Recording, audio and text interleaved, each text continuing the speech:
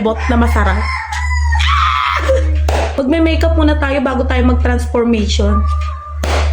Diba? Hindi yung bebot. Maganda agad. Siyempre, kailangan muna natin mag-transform into bebot. Hindi natin kailangan dito ng mga mamahaling overdose naman na sobrang mahal ng makeup. Kasi pag jologs lang na makeup to, ante.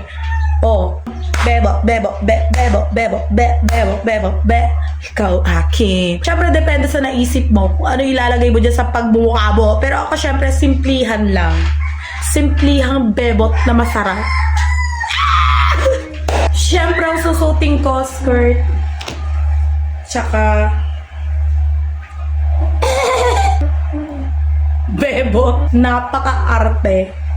Siyempre, yung mga pormahan natin dyan para tayo mga okers sa mga kanto-anto.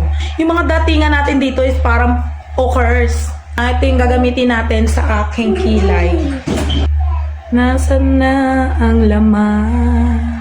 Magpakita ka at kailangan maitim ang ating kilay, ante. Siyempre, ang usong kilay nun is one line nga lang, di ba? Pero gusto ko mataray, kabugera, di ba?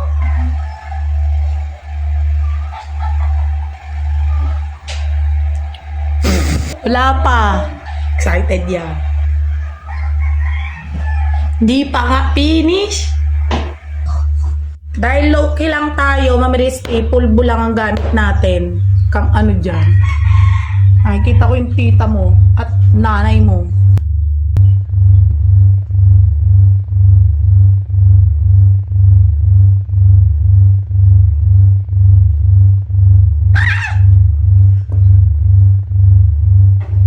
Ayan na yung talukap ko, napakaganda na.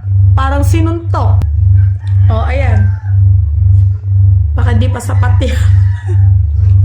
Gagamit din tayo nito, ante. Malakasan din yan. Lalagay ako ng blush on.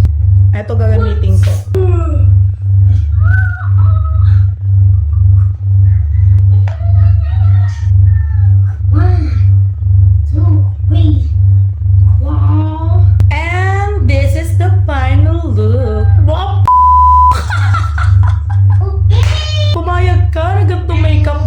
Sinampal.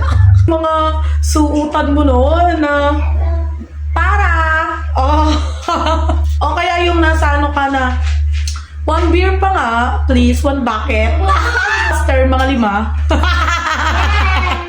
parang para ka pa lang na para po kuya may papara Ikaw ang aking bebo